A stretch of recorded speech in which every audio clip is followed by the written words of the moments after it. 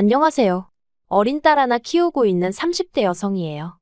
아픈 시어머니를 두고 정말 제가 못돼 처먹은 건가 싶어서 얘기 좀 해보러 왔어요. 두서가 없더라도 들어주시면 감사하겠습니다. 남편하고는 대학생 때부터 10년 가까이 사귀다 결혼했어요. 남편은 저보다 2살이 많았고 전역하자마자 복학했는데 그때 저한테 첫눈에 반했다고 했습니다. 이후로 남편이 한 1년을 죽자사자절을 쫓아다녔고 저도 얼마나 내가 좋으면 저럴까 하는 생각에 결국 마음이 문을 열게 되었네요. 둘 다 졸업까지 한 학기를 남기고 취업을 할지 어쩔지 고민하다가 회계사 공부를 시작했는데 어려운 건 알고 있었지만 생각보다 훨씬 어렵더라고요. 그리고 이건 뭐 여담이지만 어차피 따지고 보면 둘 다 떨어졌으니 누가 더 잘났다 이런 것도 아니지만서도 남편은 1차도 한 번을 패스하지 못했고 그나마 저는 2차까진 2번이나 갔는데 결국 또 거기서 미끄러졌어요. 그래서 안 되겠다 싶어서 제가 남편에게 이거 하지 말고 우리 공무원 시험이나 준비하자고 몇 번이나 권했는데 남편이 자존심이 있지. 어떻게 회계사 공부하다가 9급 공무원 공부를 하냐며 할 거면 저나 혼자 하라는 거예요. 좀 어이가 없었지만 제가 뭐 남편 인생 대신 살아줄 것도 아니고 자기가 그렇다는데 거기다 대고 무슨 말을 할 수 있었겠어요. 그래서 알아서 하라 하고 저는 저대로 공무원 시험을 준비했습니다. 그리고 남편에겐 말하지 않았었는데 9급하고 7급을 동시에 준비했어요. 주변에서 몇몇은 미친 짓이라 했고 몇몇은 한 번 해봐라 했는데 그땐 그래도 지금보단 어렸기에 패기로 도전해봤던 거죠. 아무튼 그리고 1년 만에 7급 공무원 시험에 합격했네요. 하지만 남편은 그런 저를 보고는 그래도 공무원은 회계사한테는 비빌게 못되네 어쩌네 하면서 포기를 못하더라고요. 그렇게 날린 세월이 5년입니다. 그리고 그 5년 동안 헌신적이었다고는 할 수 없지만 저 나름대로 남편을 많이 챙겼거든요. 남편은 수험생이었던 반면 저는 사회인이었으니 언젠가부터 당연하다는 듯이 데이트 비용도 제가 더 많이 부담하게 되었지만 그걸로 딱히 남편 속 긁은 적 없고요. 남편이 표현하기를 제가 자기를 배신하진 않을지 걱정된다고 하여 사람들 만나는 횟수도 많이 줄였어요. 지금 생각해보면 진짜 한심해요. 저도 저지만 남편이야말로 그런 쓸데없는 걱정하느라 시험에 떨어졌다고 해도 과언이 아니다 싶거든요. 아무튼 그러다가 저희 사귄 지 7년 좀 넘어가던 때 남편이 그냥 취직하겠다고 하더라고요. 그래서 저도 그렇고 남편 부모님도 쌍수 들고 환영하신 걸로 알아요. 그런데 그때 이미 남편 나이도 나이였고 딱히 내세울 만한 게 없었습니다. 회계사 하나만 바라보고 있었으니 남들 다 가지고 있는 영어 성적도 없었고 말 그대로 이력서에 채워 넣을 게 없더라고요. 그러니까 이번엔 또 자기도 저처럼 7급 공무원 시험을 보겠다는데 제가 뭐 가타부타 말은 안 하겠어요. 하지만 시작부터 막말로 글러먹은 태도였고 절박한 사람들을 다 이겨먹을 만큼 좋은 머리도 아니었으니까 당연히 결과는 낙방이었습니다. 그래서 결국 남편이 시작한 게 학원 선생님이었어요. 그나마 초등학생들을 상대로 하는 학원이었고 이것도 아주버님이 당신 친구한테 부탁하여 어렵사리 들어간 거예요. 그리고 이 무렵 남편 쪽에서 결혼을 서두르기 시작했습니다. 저희가 만난 세월이 몇 년이냐 하시며 시부모님께서는 이제 당신 아들도 안정적인 일자리가 생겼으니 빨리 결혼해서 애 낳고 해야 하지 않겠냐? 그런데 제가 말을 안 한 게 제가 친정어머니가 안 계세요. 제가 고등학교 때 암으로 투병하시다 돌아가셨거든요. 그리고 이후로 친정아버지가 혼자서 저를 키워주셨는데 그래서 친정아버지도 제가 그냥 남편이랑 결혼했으면 하는 눈치셨어요. 시댁에서 제가 어머니가 안 계신 걸로 반대를 안 하는 것만으로도 어디냐 하시며 저희 친정아버지 사고방식이 말 그대로 옛날 사람이거든요. 그래서 어쩌다 보니 남편이 학원 들어가고 1년도 되지 않아 저희는 부부의 연을 맺게 되었습니다. 결혼하고 나서는 일부러 시댁에 더 자주 찾아뵙고 더 잘하려고 했어요. 이것도 다 저희 친정아버지가 그렇게 하라고 하셨거든요. 그래야 예쁨 받는다고 싹싹하게 잘해라. 엄마 없어서 이런다 저런다 소리 안 나오게 눈치껏 잘해라. 친정아버지는 나름대로 제가 시댁에 밉보일까봐 걱정이 많으셨으니 그런 잔소리를 하셨던 거예요. 그리고 저도 그런 친정아버지의 마음을 이해했기에 아버지 말씀대로 시부모님께 잘하려고 정말 노력했습니다. 원래는 제가 친정아버지는 물론이고 친한 친구들하고도 정말 급한 일이 아니면 문자로 간간히 소식이나 전하는 성격이었는데 남편 말로는 시부모님이 살가운 며느리를 원하셨다 해서 매일같이 아침 저녁으로 연락드렸고요. 신혼 후 처음 맞은 연말에도 시부모님을 저희 집으로 초대해 식사했고, 새해에 시댁에 와서 떡국 좀 끓이라시길래 해본 적 없는 요리였지만 인터넷 뒤져가며 요리책 찾아가며 정성 다해 한상 차려드렸고요. 구차해 보일까봐 하나하나 나열할 순 없지만 저 정말 최선을 다했습니다. 그런데 아주버님이 재혼을 하셨거든요. 원래 형님하고는 제가 남편과 결혼하기 전에 이미 이혼한 상황이었기에 원래 형님이 어떤 분이셨는지 어쩌다 이혼을 하게 되신 건지 그런 건 모르지만 아무튼 재혼을 하셨어요. 아주버님한테 3살 난 아들도 있었는데 상대는 초혼이란 말을 듣곤 정말 사랑하나 보다고 대단하다 생각했죠. 그리고 더 놀라운 사실은 아주버님과 재혼한 상대가 모 중견기업의 딸이라는 거예요. 그런데 뭐 그쪽 집안이 가정사가 복잡해서 언론에선 딸이 없다고 한다며? 어쨌든 나중에 기업을 물려받을지도 모르네 어쩌네.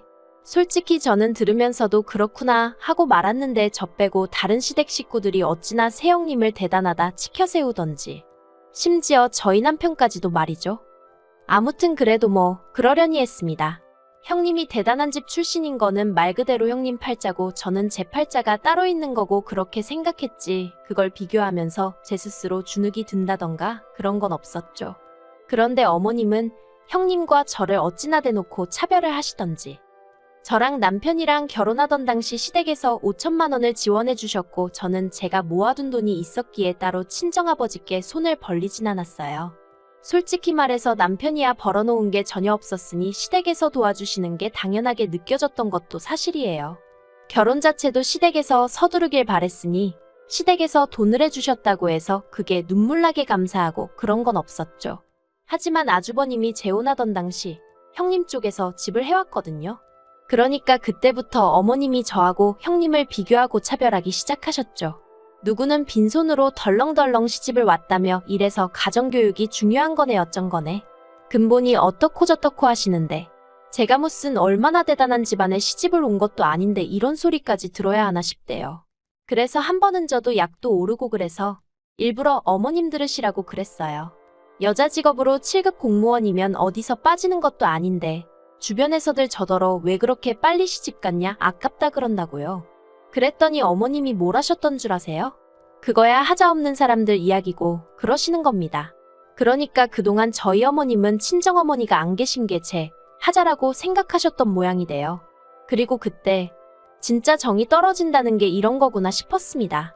그래도 제 딴에는 아무리 못난 남편이어도 남편 낳아주시고 키워주신 분이니까 잘해드리려고 했는데 그냥 더는 아무것도 하기 싫어졌어요. 그래서 이후로는 제가 먼저 거리를 두기 시작했는데 더 속상했던 건 뭔 줄 아세요? 제가 거리를 두던 말던 어머님은 관심도 없으셨다는 거예요. 차라리 남편을 통해서라도 괘씸하다 서운하다 하셨으면 모르겠는데 말 그대로 저한테 쥐똥만큼도 관심이 없으시더라니까요. 그러다 결혼한 지 3년째 되던 해 제가 딸아이를 낳았는데 그때도 병원에 오셔서는 제 얼굴을 쳐다보지도 않으셨어요. 오히려 세상에 나온 지 얼마 되지도 않는 그 조그마한 아이한테 머리가 크다느니 콧대가 주저앉았다느니 서운한 말씀만 잔뜩 해대셨죠. 그리고 이후로도 저희 딸을 예뻐하신 적이 없어요. 안아주신 적도 거의 없어서 지금도 저희 딸은 어머님을 보고도 멀뚱멀뚱 낯을 가려요.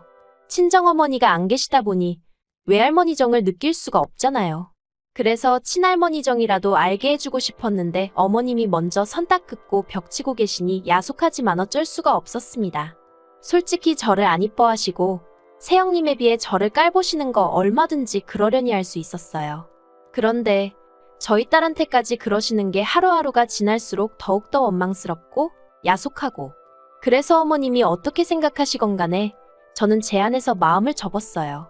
어머님에게 일말의 기대도 남기지 않았고 어떤 미련도 갖지 않기로 했죠. 남편에게도 대놓고 말했습니다. 당신도 보다시피 어머님한테는 형님이나 며느리진 않은 남보다도 못하다. 당신 손녀도 나 몰라라 하시지 않냐? 그러니 더는 나한테 며느리 돌이니 뭐니 기대하지 마라. 그런데 웃긴 건 남편이 기껏 한다는 소리가 저더러 며느리 돌이를 했으면 얼마나 했다고 그렇게 말을 하렵니다. 형수야 툭하면 어머님 모시고 나가서 좋은 거 먹여드리고 비싼 거 입혀드리고 그러지만 저는 거기에 비하면 뭘 얼마나 했다고 그렇게 삐졌냐고요. 다른 사람이 뭐라고 한 것보다 남편이 그런 식으로 이야기를 하니까 정말 속상하대요. 하지만 속상하다 말한다고 알아줄 것 같지도 않아서 저도 남편더러 맞다고 그랬습니다. 형님만큼 해드릴 능력이 안 돼서 해드린 거 없고 앞으로도 못 해드리니 그런 줄 알라고 했죠. 그런데 저희 애가 돌되던 애 집안이 발칵 뒤집어지는 일이 있었습니다. 형님이 애를 가졌는데 그게 화근이었어요. 알고 보니 아주버님은 이미 정관수술을 받은 상황이었는데 형님한테는 그 이야기를 안 하고 결혼을 했던 거죠. 그런데 형님은 임신을 했고 그러니까 아주버님은 형님의 바람을 의심했고 형님은 수술이 잘못된 걸 수도 있다면서도 어떻게 정관수술까지 해놓고 초혼인 나를 속였냐며 사기 결혼이네 어쩌네. 그냥 한마디로 엉망진창이 따로 없었습니다. 그리고 형님 입장에선 아주버님이 계속 찝찝하다 어쩌다 하니까 자기는 결백하다며 오히려 아주버님을 사기 결혼으로 고소한다 하고 그런데 결국 임신한 지 7개월째 되던 때 형님이 유산을 했어요.